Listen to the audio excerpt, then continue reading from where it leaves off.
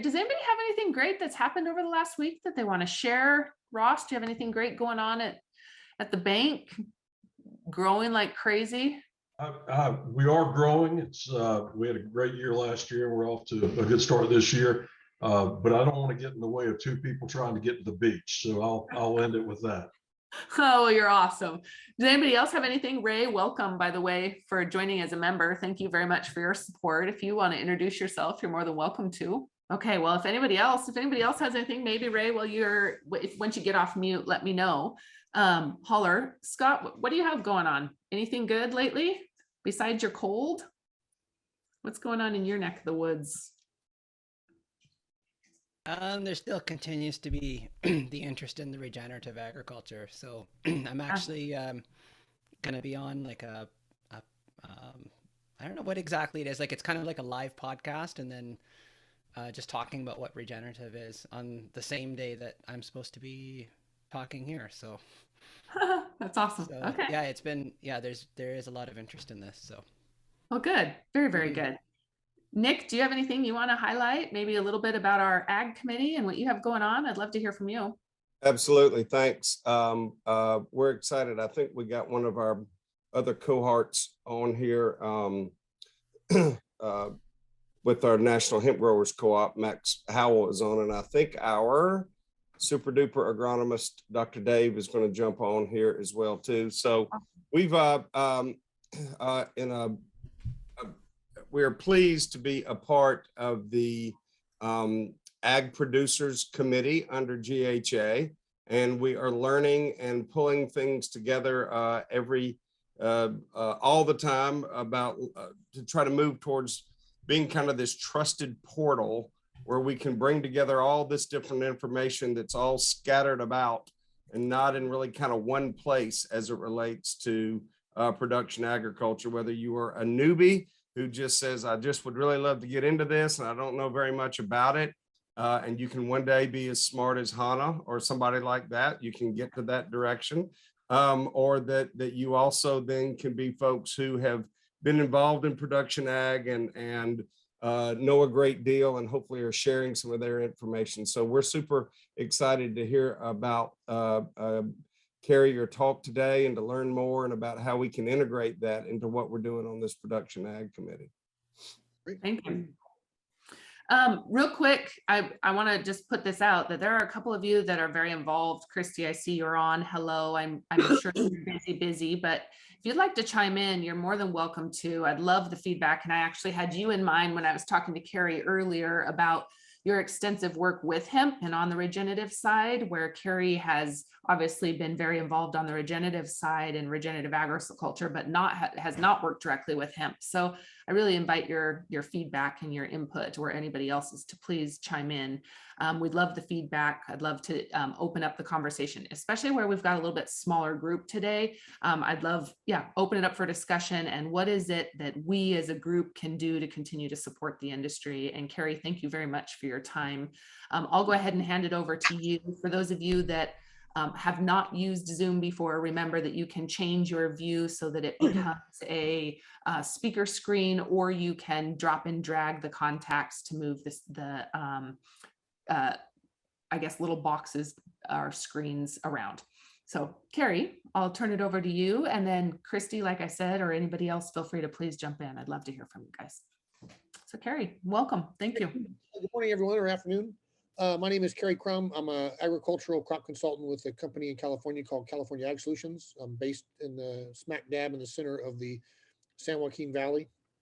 I handle all of our operations kind of from the Fresno area south, which is about 130 miles south, and then about a 65, 70 mile wide part of the valley.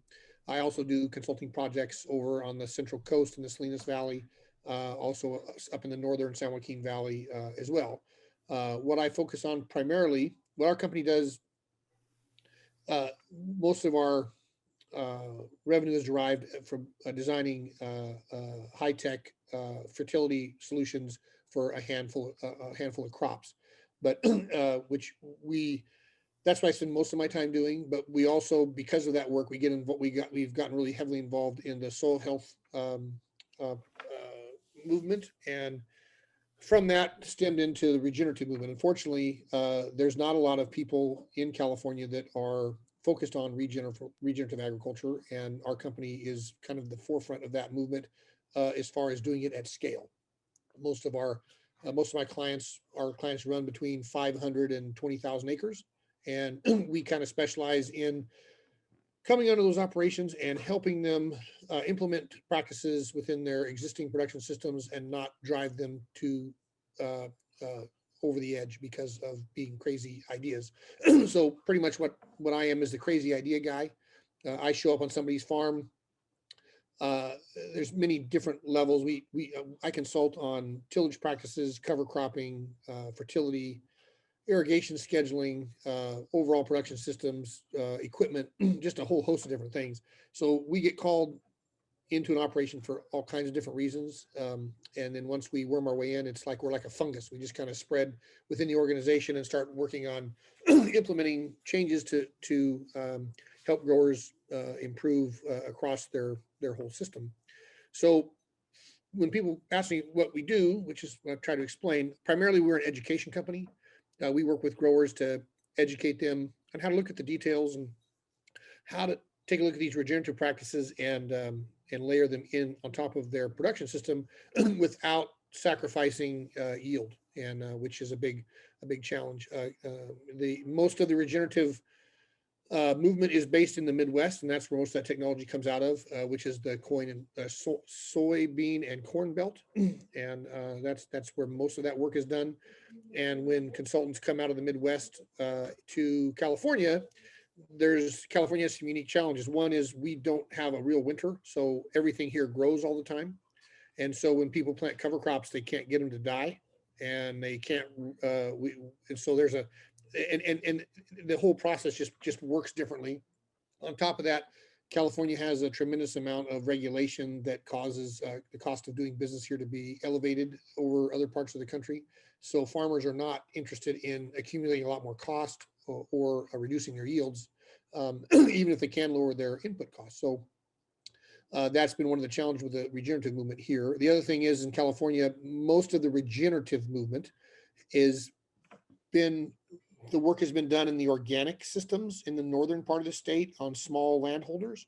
So there are people that are well versed in these practices, but the problem is they come at large scale farmers with small scale mindset, and the larger farmers won't have anything to do with them, and they'll just dismiss their ideas. We can come on that same farm and talk big farmer talk and help them understand where we can layer in these practices to help them. And we're doing so without premium pricing. So for the most part, my work is working to improve soil health, and we can get growers to buy into that. And so that's kind of the way we get them to pay us is the idea that they're improving their soil. So and then once they start to see benefits in that area, they'll start to ask about what can they do more. So we have kind of a unique system of regenerative agriculture here in California. I also serve on the board of a new organization called the Regen 1 Alliance, which was originally a Google accelerator that was a 2-year project that's turned in now to a nonprofit. And I work on the ag side of that, the farmer side. And what we're trying to do there is kind of come up with a new standard and define regenerative agriculture. We're place-based, but we're starting in Northern California and trying to get a working model. So, a lot of the problems we're having with regenerative agriculture is, what is the definition? Everybody has a different definition. It's not like organic. Organic has a certificate with it, and buyers and brands can rest assured that people are meeting those standards. The regenerative thing is a little more moving target. And so we have developed kind of our own standard. We try to keep it simple, and we are also working on a verification program so that we can create a closed loop verification with a particular CPG group. We're trying to do that work now, where they'll come and say, this is what we want our program to look like. And then we go to their supply chain and work with their growers to implement those practices. And then we come back after the practices are being implemented. We verify the practices, and we actually can issue a certificate to the CPG that the growers have met the standard that everybody's involved. So it's trying to build this global approach to bringing buyers and sellers together is got us involved in a lot more than just agronomy. The other big thing we're starting to work on too is the carbon markets. Everybody's circling around California with carbon opportunities, and we just don't see any good ones yet. Most of the carbon markets are coming out of the Midwest, and they're paying growers what we would consider a pittance for their carbon. And we recommending our growers currently to stay out of the market and don't commit anything until we get some buyers that are in the marketplace that are going to pay more than $5 to $7 an acre per year for their carbon. So, so that's kind of what I do, and probably a little more of a nutshell than you wanted. But I have a couple of things I want to.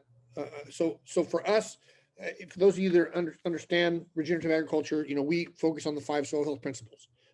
Keeping the cover, the soil armored with cover, minimizing soil disturbance, adding plant diversity. We want to continue living, growing roots in the ground at all times, and ultimately livestock integration. In California, livestock integration oftentimes is we're able to accomplish that with compost applications, and then once we get the grower committed to that, then we can eventually bring in the animals. The animals are usually the scary part that nobody wants to mess with. So. But that's kind of what my work revolves around is how do we focus on those 4 principles and get them implemented in specific practices. So and my main job is to when I come work with a grower is to minimize train wrecks. As we start to implement these practices in California, we can see big system crashes, and so guys have tried things in the past without the idea of maintaining yield, and when you approach it without this focus on maintaining yield, you can have train wrecks. And even if you can still have train wrecks, but we work really hard to make that not happen. We also take real world application of research and theoretical ideas, and we make those things work on the farm. So oftentimes, you see a lot of research coming out of universities, and universities are great places to study things. They come with a couple of challenges. Typically, universities don't grow good crops. And so farmers, a lot of times, at least in California, don't put a lot of stock in university ideas because they're not growing crops on a commercial basis. The other thing we find too is, at least with our UC cooperative extension system out here, on a lot of these regenerative practices, they're studying things that we were working on 10 years ago.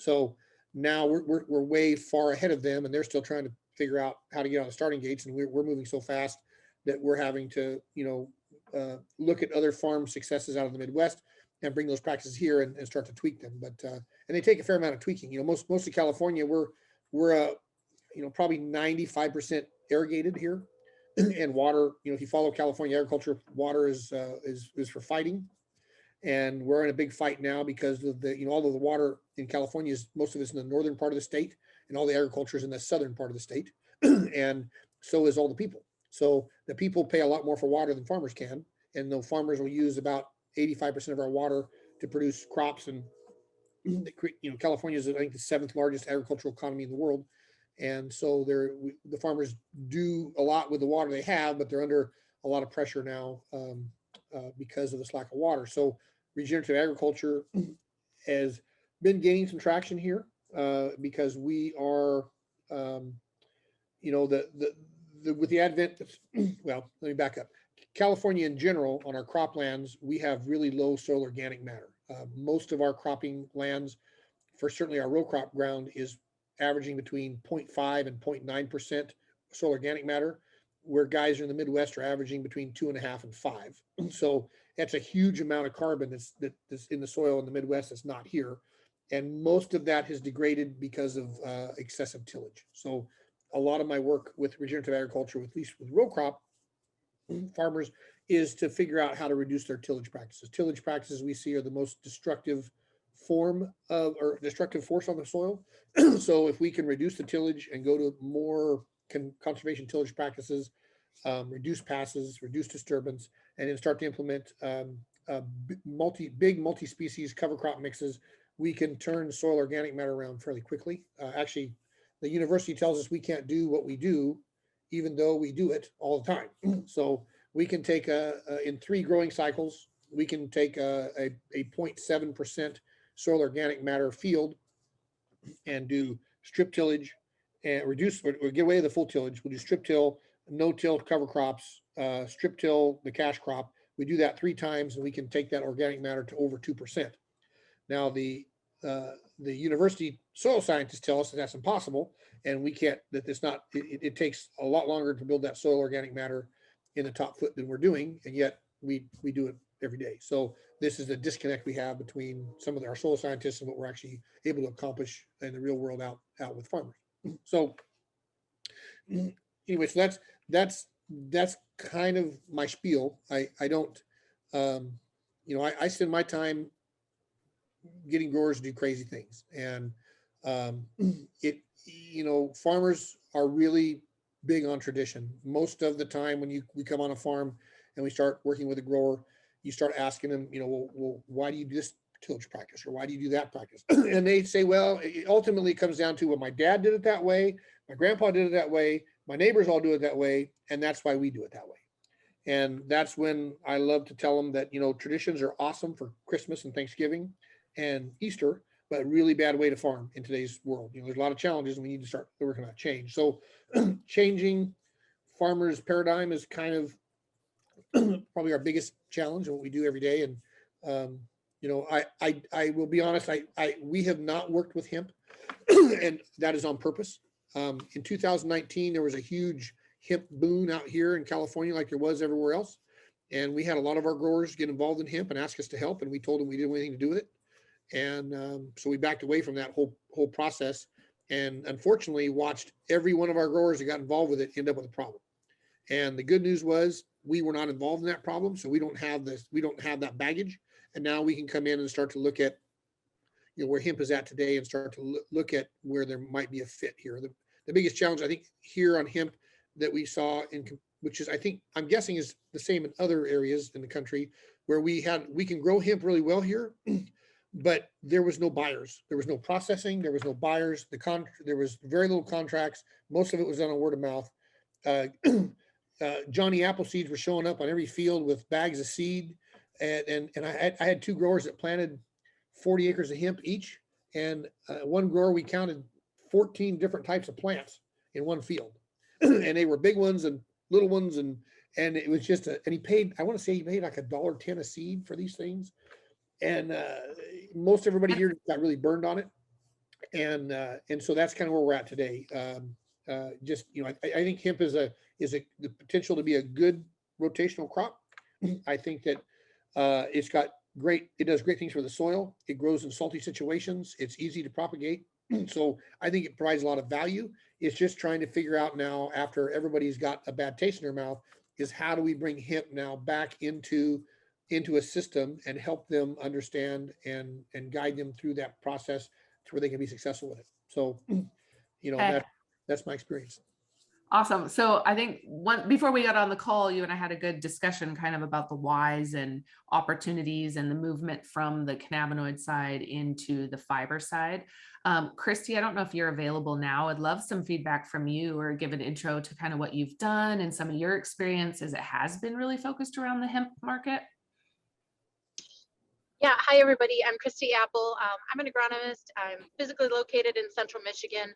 I traverse the upper Midwest pretty heavily, giving input to farmers specifically on regenerative practices, implementing and making sense of that, but also working in the hemp space and leveraging hemp as part of their transition into regenerative practices has been really fun to tee off on. In fact, working with an organization called Heartland Materials, we just landed an amazing grant, a CIG grant, to study the actual impact on soil recovery and or carbon sequestration, specifically with the implementation of hemp in the rotation. So last year we did a preliminary, basically pre-grant writing, and supported our hypothesis.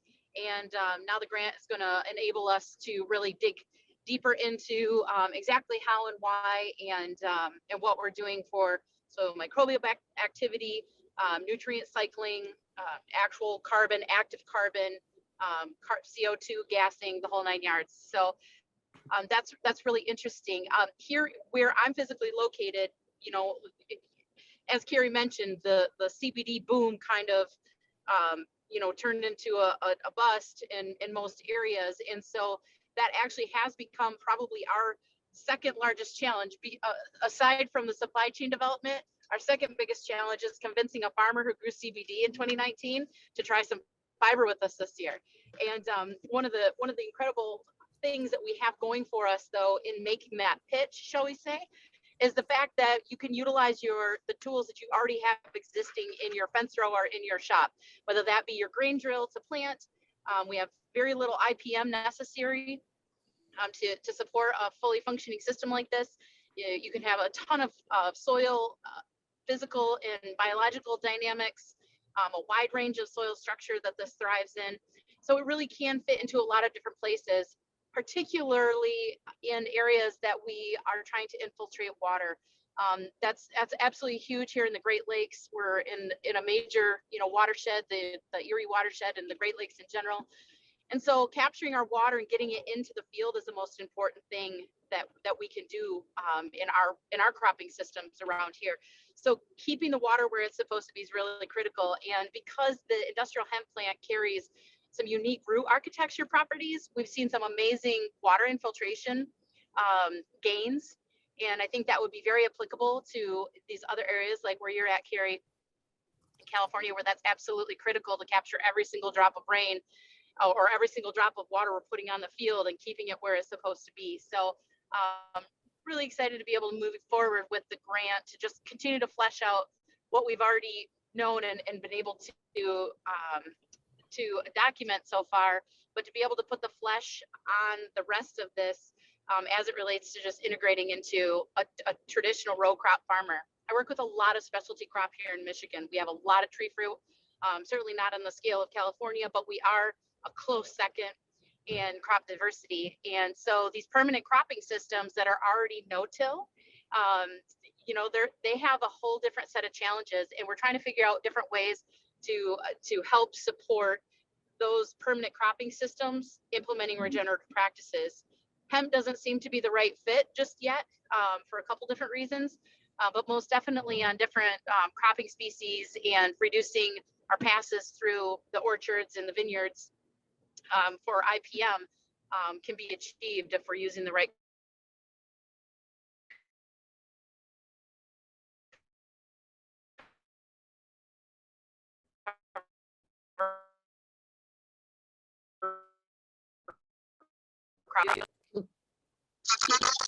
You have any feedback or any questions maybe I do a lot of work in permanent orchards here, mostly tree nuts, almonds, and pistachios. And one of the challenges we have here is salt accumulation in the valley, and that's because our average rainfall here is about 10 inches, and most of our water comes from snow accumulation up in the Sierras, and then it comes down and is melted snowpack. So the surface water is really good for leaching out of salt. The problem is we don't have enough of it. So as we've had last year we had maybe 4 inches of rain in the valley here in 2021, and so because of that, we had virtually no surface water, and so growers are more reliant on pumping, and the groundwater in many cases is very high in salt. So what she mentioned there is correct, that water infiltration is one of our biggest issues as well, especially in our permanent cropping system. So most of those permanent tree crops are not using cover crops, so a lot of that work now is coming and bringing big diverse mixes here. One of the challenges we have, there has been cover cropping done in California for quite a while, but it's real simplistic. 1, 2, 3 species, an oat, a vetch, and a pea, or maybe they don't really use too much rye here, maybe some annual rye, but these simplistic mixes, we're putting down mixes that are 12 to 14, 16 different species, and it's these larger mixes like this where we see the biggest benefits. And I think, I have seen some hemp grown here for fiber. I saw 2 test plots that were about 8 acres each, and I was shocked with the amount of biomass that came off of those blocks.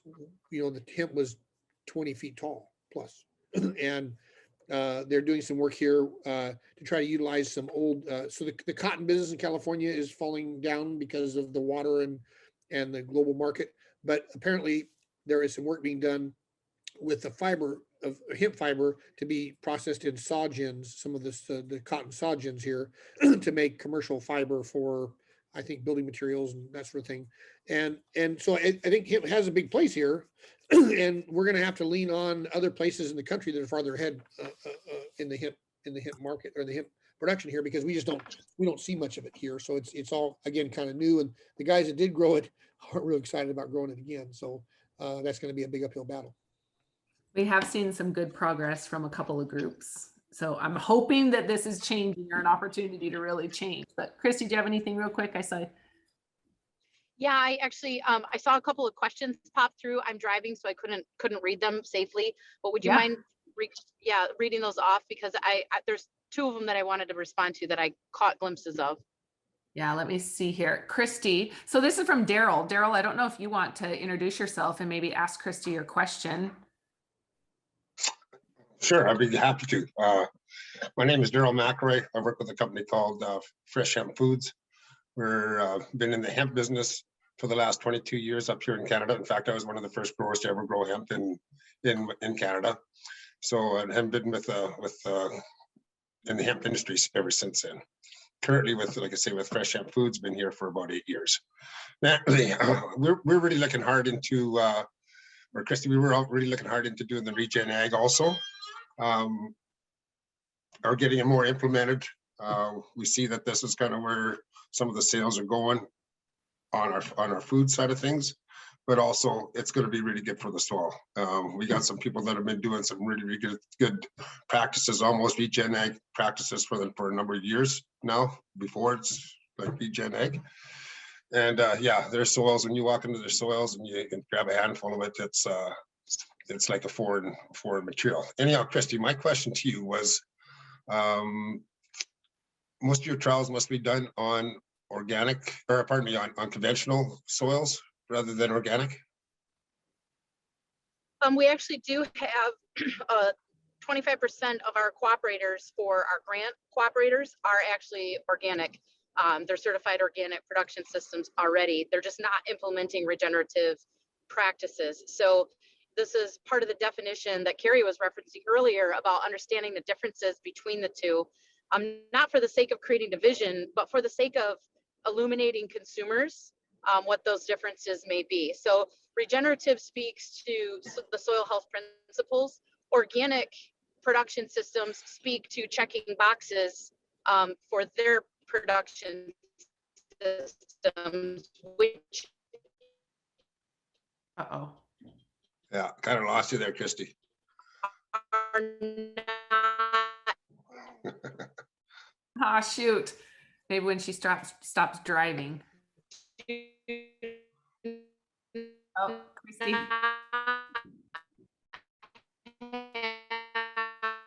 Okay. Well, I don't know. She needs some CBD oil. Move She's that up. channeling Peter Frampton. That's right. Chris, can you hear us correct. now? Nope, lost her. Okay, she must be out of service. Carrie, do you have anything you want to add? Yeah, so we see some challenges out here with organic versus conventional systems because of the lack of weed control tools that organic growers have. They're heavily reliant on tillage, and so even their cover cropping systems that they use, they're having to till in the soil to stop them. So we actually are having far greater effect on soil health with conventional growers than we are with organic growers. That's one of the challenges. You know, I think the Rodeo Institute has their regenerative organic certification process program they're trying to work on, which is a real challenge out here because, again, most of the organic growers rely so heavily on tillage for weed control. So, you know, and then how do we document the changes in the soil? You know, there's some work being done on nutrient density within products grown off of regenerative soil, and there's some headway there. So yeah, I think organic is possible. It's challenging. It's just there are some challenges with it. We lost you, Chris, for a minute. I don't know if you can. Sorry about that, guys. Yeah, so Carrie kind of summed up the rest of my thought was having the understanding of the differences between those two, because a lot of organic systems require some amount of mechanical tillage to manage for weeds. unless they're doing integrated grazing systems or they're doing intentional multi-species cropping systems, it can be very problematic. They don't have the ability to just go spray glyphosate and to terminate a cover crop that they no longer want. Where a regenerative system technically could do something like that, but they don't always. A lot of times people take a step in the direction of regenerative ag and realize it's a lot less confusing than they thought. And the next thing you know, they're head first into it. And the progression is pretty rapid. So I can see both of these worlds existing in harmony, in peaceful cooperation, I guess you could say, because one is very good for the soil. The other one doesn't necessarily dictate soil health principles be implemented on the organic side, but there is a regenerative organic. I don't know if Carrie covered that or not. I was out of the conversation for a minute, so I apologize if there's duplicates there. So I think there's a place for all of them to fit together. But educating the consumer is important, in figuring out where the food buyers are going to strategize marketing these different soil or production systems. Right now, it's conventional versus organic. Do we see a place where that's going to be conventional versus organic versus regen? I don't know. Real quick, I'm going to ask one more question, then Nick, I'll open it up to you. There was one question on is seed cost for the main reason, sorry, Christy, this is directed at you. Is the seed cost part of the main reason why hemp isn't in the current cards for utilization as the cover crop with a permanent system? Yes and no. So in order to grow hemp, you need to get a hemp license, even if it's for fiber purposes, not cannabinoid purposes, which is ludicrous to me, but I'm also not a bureaucrat. It's a political thing. So I think that for a farmer to just want to involve hemp on crop rotation, he still technically, that seed needs to be licensed to do so. So I think that adds some layers of resistance into the system naturally that really don't need to be there, but they are.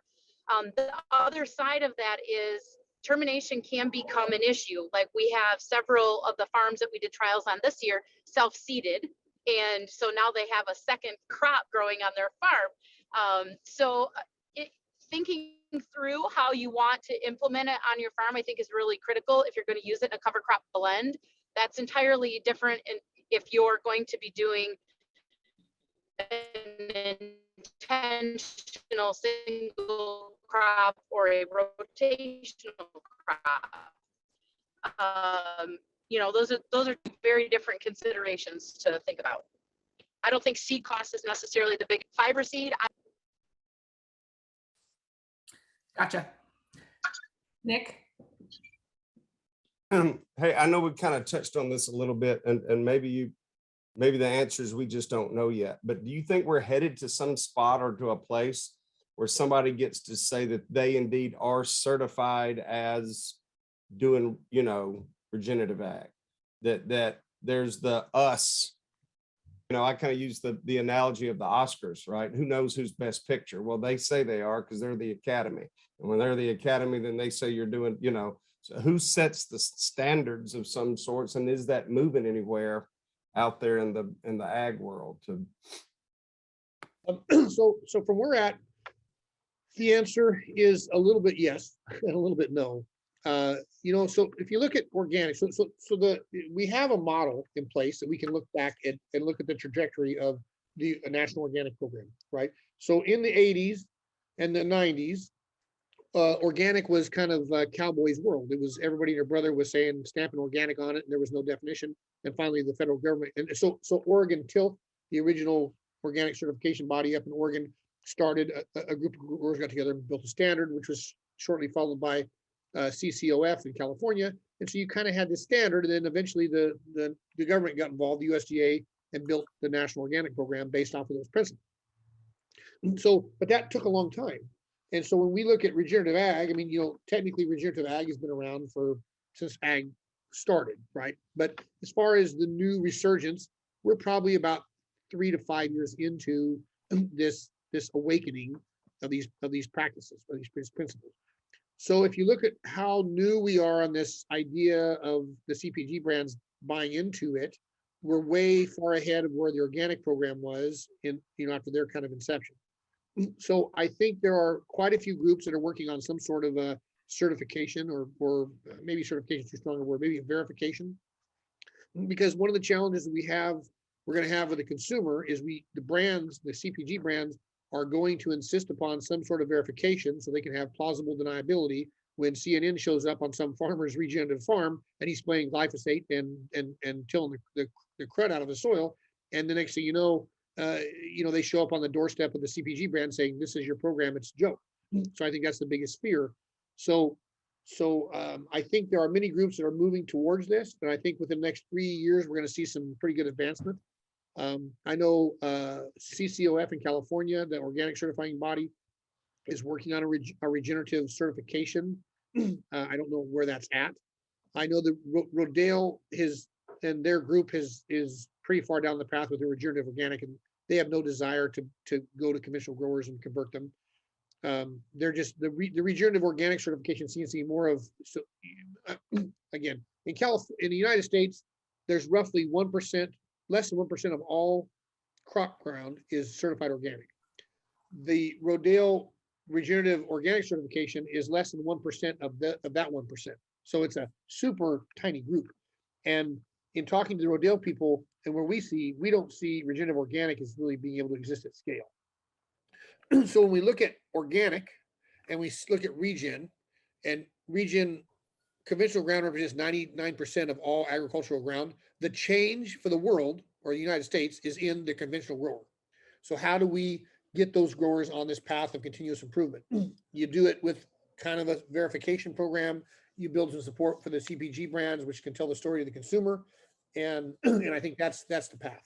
So it's just gonna take some more time, but there are groups working. Carrie, I don't know if you have any comments. There was a question here about, are you varying planting density for weed suppression on your fields? So again, we don't use hemp as a cover crop.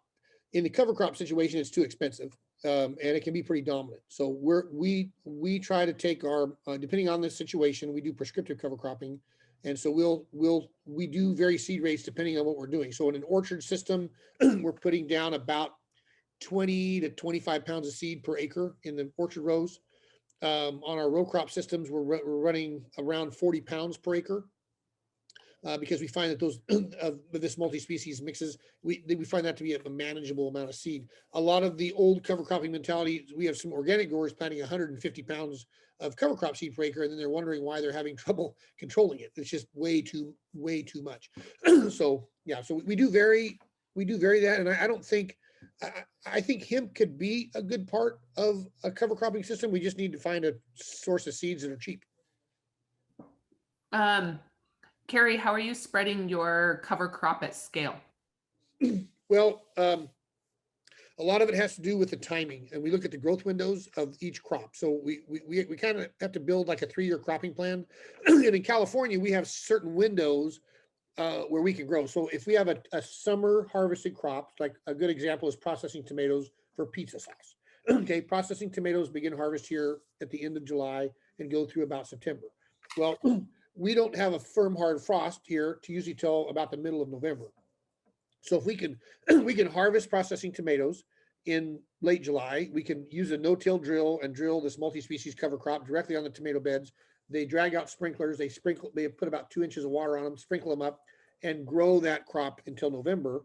And so that's a good, and then after we mow down that crop, they can do their normal tillage, and it works well into their system. So it's finding the opportunities to take the cover crop system and layer it into their existing production system without causing a lot of disruption.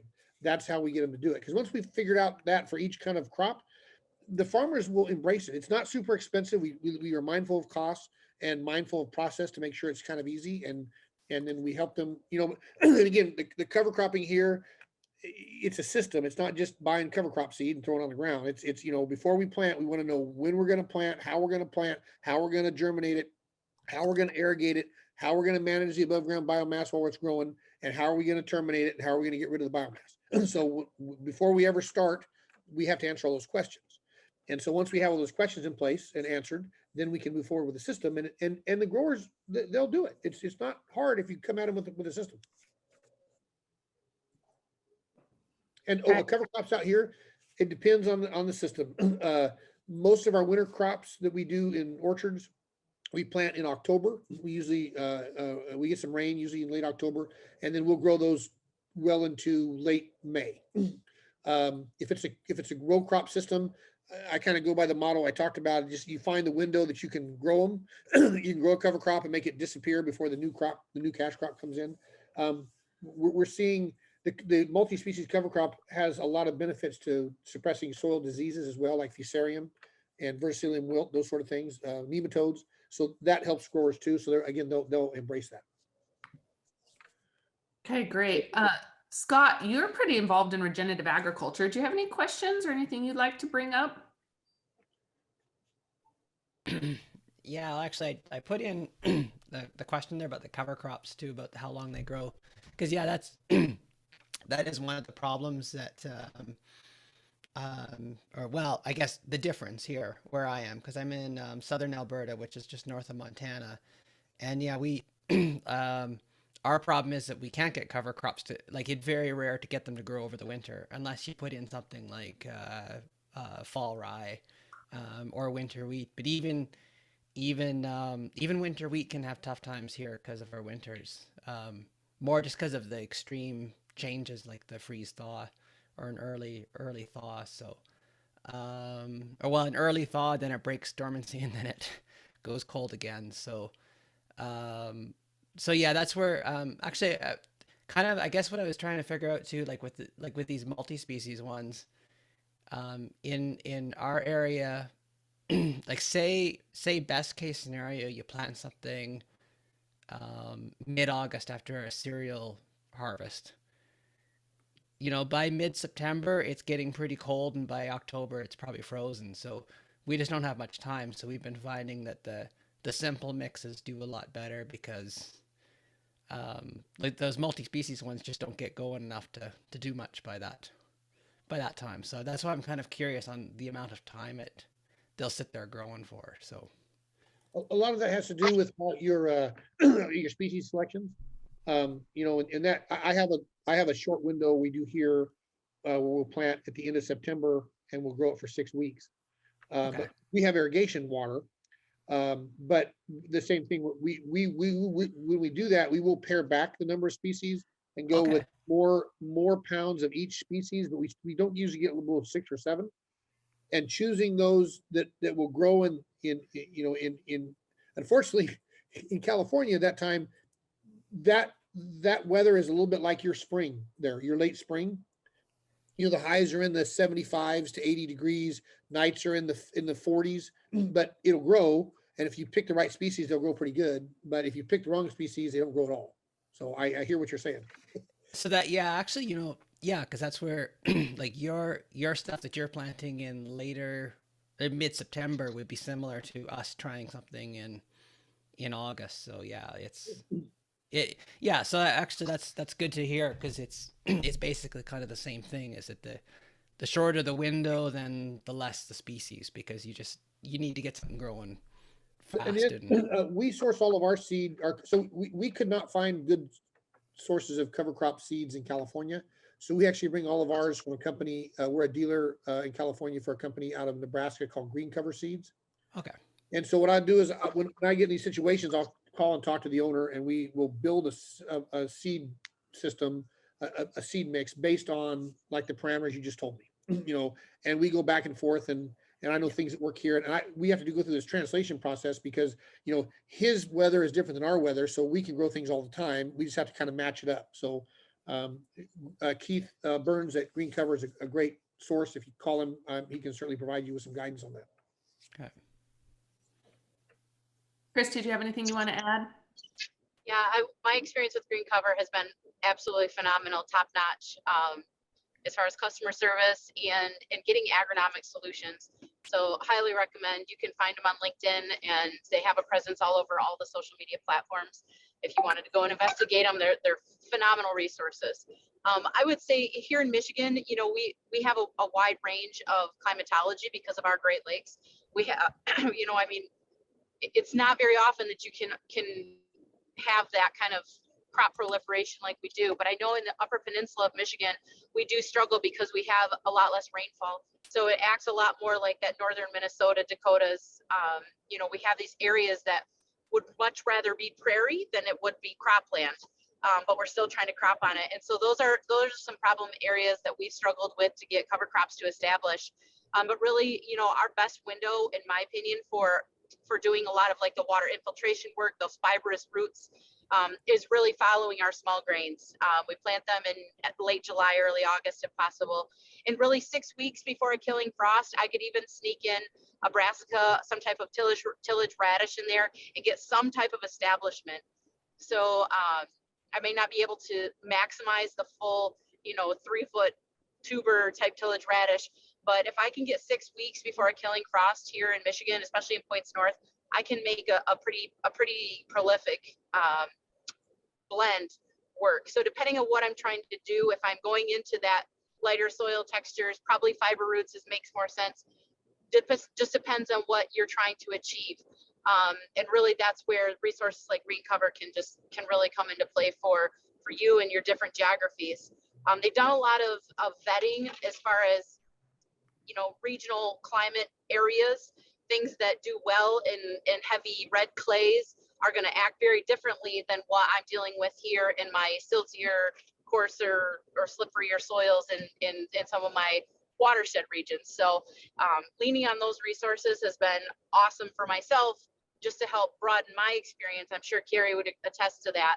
You know, finding the source of the material is important. We have a lot of like farmers around us that will like they'll grow rye for seed or for foundation seed, or they'll grow oats for foundation seed. And those things are helpful, but they're also not very reliable sometimes. They're not getting any kind of certification. They're not cleaning them like they should. And so you end up with a little bit of bonus things that you might not have expected. So companies like Green Cover really make a big difference in terms of getting exactly what you're paying for. Daryl, did you have something else you wanted to add? I saw your mic is off. Yeah, it was just a little bit further to that, Christy. So I'm in southern Manitoba, what we call the Red River Valley, so which is just straight north of, maybe you're familiar with Grand Forks and such. One of our best organic growers here, they do exactly that. Well, actually, they'll start out with a green plow down, and then while they're plowing that down, they'll seed at the same time, and they'll go back in with an oat, pea, you mentioned radish, and rye, and just use that as a cover crop. And then when they seed next spring, so they'll do that in the, like you said, the first, second week in August. By the time we get hit by frost, very similar to what Scott is talking, in that here usually it's somewhere around the 20th of December to the 1st of August, somewhere, or 1st of October. First week in October is when we get our first real killing frost. Those legumes, whether they're, like I mentioned, peas, but also faba beans, they'll put in, and they'll already have started to nodulate, and there's another boost of nutrients for next year's crop. So they'll get a boost like anywhere between 80 to 120 pounds in on the first plow down. They'll get another boost, they figure anywhere between 20 to 60 pounds on the cover crop. So they're sitting really, really good for organic hemp, is what we like to see them put on the fields for the next year. Anyhow, thank you. Awesome. Thank you for that feedback. Carrie, anything else? No, I mean, it's interesting that when, you know, one of the challenges that we have in regenerative agriculture in general is, and regenerative agriculture specifically, is the regional context, right? Everybody has a different set of circumstances they're dealing with that can seriously impact their ability to execute. You know, I would say most of the success is being had in the middle part of the U.S. and even up into Canada. It's just different than here in California. We you know, our growers here, they are blessed with near perfect growing weather all the time, and we don't have typically a really hard winter. We don't have snow. We don't have, so consequently we can do things completely different than the Midwest. So it's interesting to hear what everybody else deals with up there, because it's, you know, it's fascinating to me to see how you guys make it all work up in your specific regional context. Carrie, there's a question really quick. Can you define the difference between till and low till? Is that determined by depth? No. Okay. So what I would what I would characterize it would be reduced tillage. So for instance, out here let's say to establish a corn crop in the spring, most growers would do between 9 and 12 passes through the field for tillage. Between disking and chiseling and listing up the beds and cultivation and bed prep, all this stuff. So we try to implement things like strip tillage, where we're going to basically do prep for planting within 2 to 3 passes at the most. So we're seeing, about a 60-70% reduction in tillage. We don't do much no-till here in California because our harvest methods here and our irrigation, we end up a lot of times harvesting crops with soil moisture higher than it should be. So we can build some compaction in the system. So we do need some tillage to overcome that process, especially when we start with low organic matter. But that would be our definition. It's not really by depth. It's kind of, I explain. It's kind of like the FCC said they know pornography when they see it, right? Well, it's the same thing with tillage. When we see excessive tillage, we know it when we see it, and then we work with the growers to try to back that off as much as we can. And sometimes they'll tolerate it really well, and other times they're super resistant. And so when we're super resistant, we have to really kind of stair step into that kind of lightly. So awesome. Joe, I saw you just popped on. I don't know if you're free. I sent you a little message, but as a farmer, I don't know if you have anything that you'd like to add as we kind of wrap up, or anything from your perspective. No, sorry. I got on way late. I got sidetracked. I've been fighting COVID like everybody else, I think, in the country, it seems like. But no, just glad to hear what everybody's talking about. Carrie, I'd like to connect up with you at some point in time. We're putting on the Southwest Cover Crop Council's putting on an event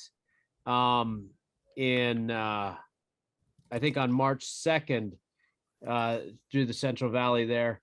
And no, I mean, like Mandy knows, I'm just a big proponent of regenerative ag and cover crops. I'm kind of new to the game. I've been about 2 or 3 years. I've been practicing with a lot of it, and practicing with hemp as well. So no, just love to hear what you guys have going on. Cool. Thanks, Joe.